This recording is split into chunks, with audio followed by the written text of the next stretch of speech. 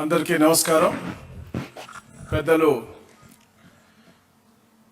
పట్టి విక్రమార్క గారికి, పెద్దలు శ్రీధర్ బాబు గారికి, పెద్దలు పొన్నం ప్రభాకర్ గారికి, సహచార మంత్రివర్గ పెద్దలు జనార్దన్ రెడ్డి గారికి, పెద్దలు దుర్గేష్ గారికి, అలాగే వేణుగోపాల్ గారికి అందరికీ కూడా నమస్కారాలు. వచ్చేసినటువంటి పత్రికా సోదరులు కూడా, ఈరోజు తెలుగు జాతి అంతా కూడా హర్షించే ఒక మంచి రోజు.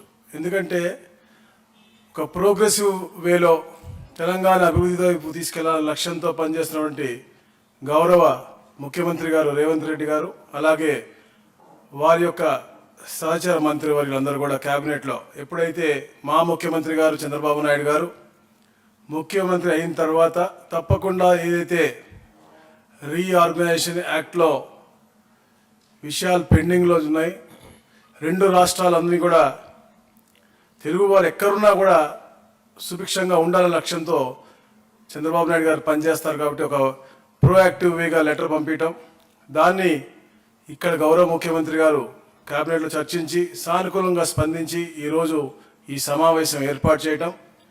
సమావేశంలో అన్నీ కూడా కులంకుశంగా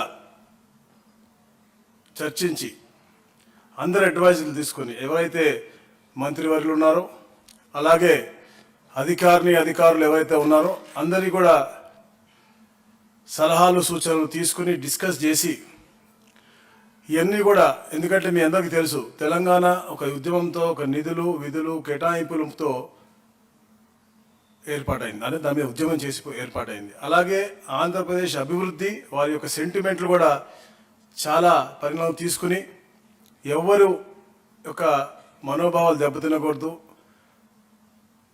అందరి యొక్క భావోద్వేగాలన్నీ కూడా పరిణామం తీసుకుని మనం ఇవన్నీ కూడా ఫుల్ఫిల్ చేసుకోవాలని చెప్పేసి ఒక లక్ష్యంతో ఏదైతే రీఆర్గనైజేషన్ యాక్ట్లో ఉన్న ప్రతి ఒక్క అంశం కూడా పూర్తిగా చర్చలతోనే అది సానుకూలంగా సత్వరంగా పరిష్కరించాలనే లక్ష్యంతోనే ఈ యొక్క ఆఫీసర్స్ కమిటీ ఏర్పాటు చేయడం కానీ, దాని తర్వాత మినిస్టర్స్ కమిటీ ఏర్పాటు చేయడం కానీ, తర్వాత ముఖ్యమంత్రులు కూడా అన్ని విషయాలు కూడా నాట్ ఓన్లీ రీఆర్గనైజేషన్ యాక్ట్, అది కాకుండా కూడా రాబోయే రోజుల్లో కూడా మంచి వాతావరణం క్రియేట్ చేసే విధంగా ముఖ్యమంత్రులు కూడా ఫ్రీక్వెంట్గా కలుద్దామని చెప్పి ఒక ఆలోచన ముందు రావడం నిజంగా చాలా ఆనందదాయకం.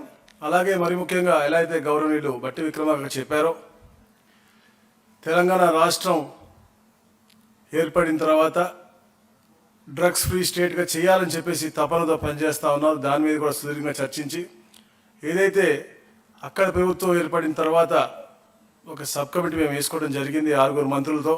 ఎందుకంటే అక్కడ మా దగ్గర కూడా స్కూల్ బ్యాగుల్లో, అంటే 8th క్లాస్ చదువుకునే స్కూల్ బ్యాగుల్లో కూడా మనకి గంజాయి దొరికే పరిస్థితి మాకు అక్కడ రాష్ట్రంలో ఉంది. కాబట్టి ఎడ్యుకేషన్ మినిస్టర్ కానీ, గౌరవ హోమ్ మినిస్టర్ కానీ, అలాగే ట్రైబల్ వెల్ఫేర్ మినిస్టర్ కానీ, ట్రాన్స్పోర్ట్ మినిస్టర్ అందరూ కూడా వేసుకుని మేము సబ్ కమిటీ ఏర్పాటు చేయడం, వారి మీటింగ్ కూడా జరగడం జరిగింది.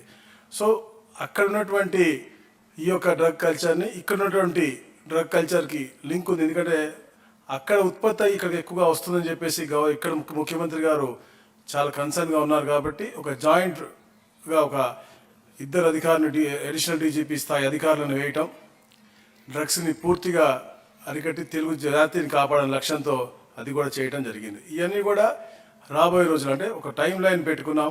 2 వారాల్లో తప్పకుండా ఇరు ముఖ్యమంత్రులు కూడా హర్షించే విధంగా ఏదైతే ఈరోజు సూచనలు ఇచ్చారో మంత్రివర్యులందరూ కూడా ఇవన్నీ కూడా తీసుకుని వెళ్ళి ఆఫీసర్స్ అందరూ కూడా కూర్చుని, సిఎస్ గారు కాకుండా ముగ్గురు అధికారులు ఉండి ఒక మంచి స్టెప్, అంటే వే ఫార్వర్డ్ వెళ్ళే విధి విధానాలతో పాటు ఒక మంచి ఇది కూడా తీసుకొస్తారు. తప్పకుండా తెలుగు రాష్ట్రంలో ఉన్న ప్రతి ఒక్కరు కూడా హర్షించే విధంగా ఈ యొక్క రీఆర్గనైజేషన్ యాక్ట్లో ఉన్నటువంటి అన్ని అంశాలు కూడా ఇంప్లిమెంట్ చేయడానికి పూర్తిగా ఈ కమిటీస్ కూడా చేస్తాయి. అలాగే వచ్చినటువంటి అన్ని అంశాలు కూడా మళ్ళా మేము చర్చించిన తర్వాత తమతో మేము అందరం కూడా మాట్లాడతాం. Thank you.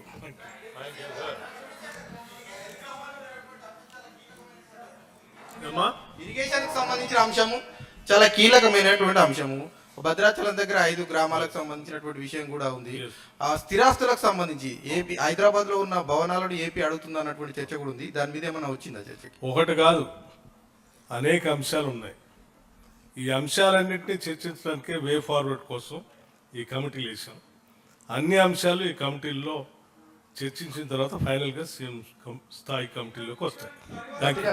విద్యుత్ బకాయిల గురించి 2 రాష్ట్రాల మధ్య వివాదాలు ఉన్నాయి. అమ్మా, విద్యుత్ బకాయిల గురించి 2 రాష్ట్రాల మధ్య నేను వివాదాలు. చెప్పాను కదా ఇప్పుడే, ఒక అంశం కాదు, అనేక అంశాలు ఉన్నాయి.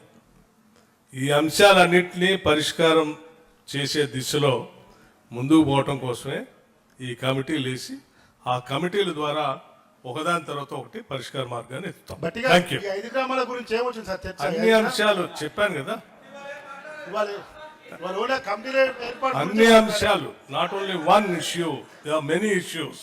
Thank you.